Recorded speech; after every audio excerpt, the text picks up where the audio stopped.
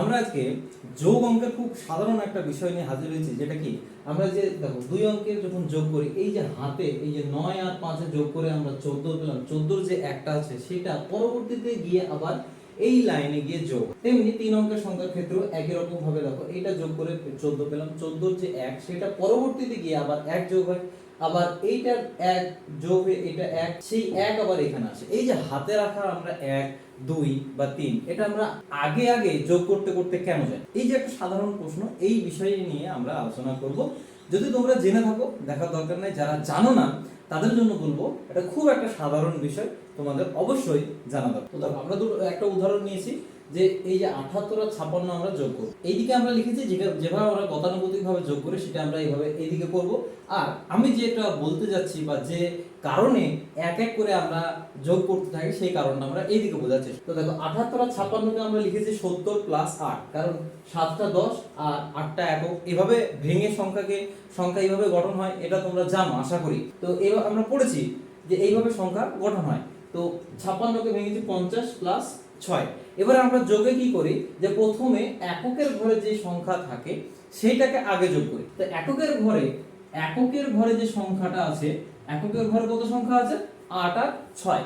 এখানেও আরেকটা প্রশ্ন আসতে পারে যে আমরা দশকের ঘরের সংখ্যাকে কেন আগে যোগ করি না, বা আমরা সবসময় এই ডান দিকের সংখ্যা কেন যোগ করি আগে, আর বাঁ দিকের সংখ্যা কেন আগে যোগ করি না, আগে কেন একক থেকে শুরু হয়, সে প্রশ্নের উত্তরও তোমরা এই ভিডিওতে আশা করি পেয়ে যাবে। দেখো, তো প্রথমে 8 আর 6 আমি যোগ করি। প্রথমে এই দিকটা যেটা আমরা জানি সেটাই আমরা করার চেষ্টা করছি, বোঝার চেষ্টা করছি। দেখো 8 আর 6 যখনই যোগ করব, 8 আর 6 যখনই যোগ করব তখন কত হবে? 14। 14 কিন্তু একক সংখ্যা নয়, একক ঘরের সংখ্যা নয়। একক ঘরের সংখ্যা আমরা কি জানি? 1 থেকে 9।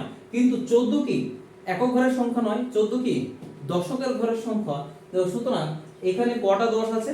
একটা 10 প্লাস 4টে একক। তো এই যে একটা এক্সট্রা 10 বেরোলো, আমরা যে এখানে 8 আর 6 14, হাতে থাকলো 1, সেই একটা এখানে যে যুক্ত হয়, সেই একটা আমরা এই যে একটা এক্সট্রা 10 পেলাম, সেই একটা এক্সট্রা 10ই এইখানে এসে যুক্ত হয়। তার মানে আমরা কি বুঝলাম যে এখানে যে 1 যোগ করছি এটা 1 না, একটা 10 আমরা যোগ করছি।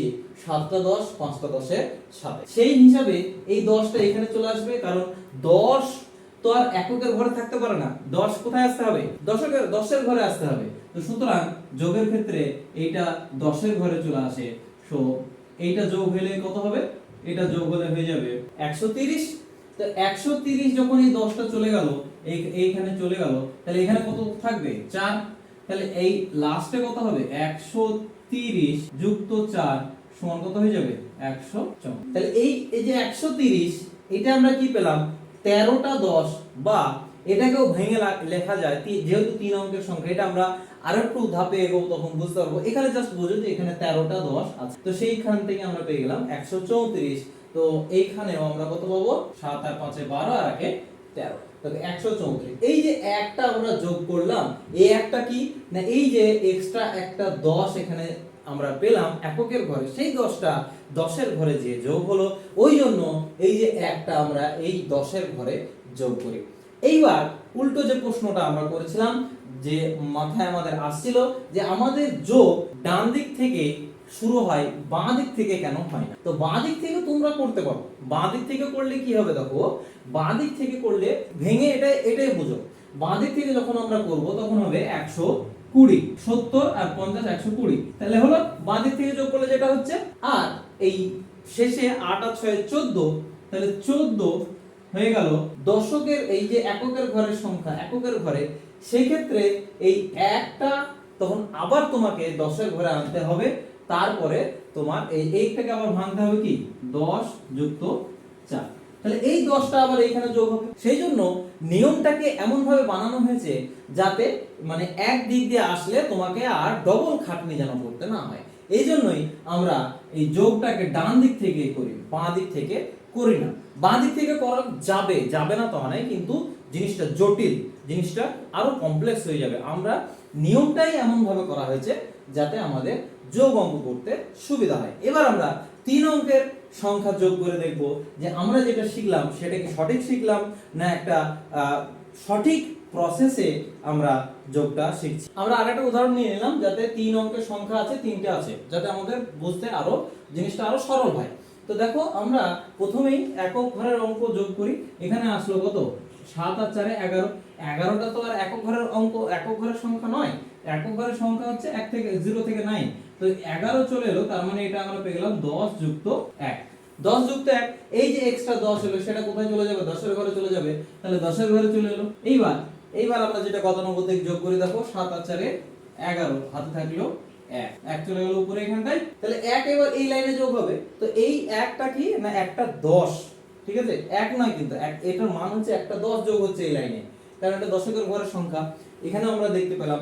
তো এইবার এটা যোগ করি, এটা যোগ করে আমরা কি পাবো? দেখো 10 60 100 160। এবার যেহেতু আমরা 3 অঙ্কের সংখ্যা যোগ করছি, সেহেতু আমাকে 100 আলাদা করতে হবে, শতক আলাদা করতে হবে, দশক আলাদা, 10 আলাদা করতে হবে। তো শতক কত হবে? 100 যুক্ত 60। তাহলে এইখানে এটা পড়ে থাকবে 1, আর এই 100টা এইখানে চলে যাবে, একটা 100, আর এখানে কত থাকবে? 60। ক্লিয়ার হচ্ছে কিনা দেখো? তাহলে আমরা গতানুগতিক ভাবে দেখি। দেখো 5 আর 1 6 10 16, তাহলে 16 6 হাতে থাকলো 1। তাহলে দেখো 6 এখানে 7 1 একক। এইবার এটা যোগ করে দাও, 200 400 700। তাহলে ফাইনাল কি কি পেলাম? 7 শতক 6 10 আর 1 একক। তিনটে যোগ করলে কত হবে? 700 100। আর এখানে কত আসবে? 3 5 6 7, একই ব্যাপার। তা আমরা গতানুগতিক ভাবে এইভাবে করি। আর মেন যে কারণে আমাদের এই একটা এই আগে আগে ধাপে ধাপে যোগ হতে হতে যায়, বা হাতে যে থাকে হাতে রাখি, হাতে রাখা যে মানেটা, সেটা আমরা এখান থেকে বোঝার চেষ্টা করলাম। যদি তোমাদের এরপরেও এই বিষয়গুলো কোনো সমস্যা থাকে, অবশ্যই তোমরা কমেন্টে জানাবে। আমি সেই কমেন্টগুলোকে নিয়ে আলাদা একটা স্পেসিফিক ভিডিও বানাতে পারবো।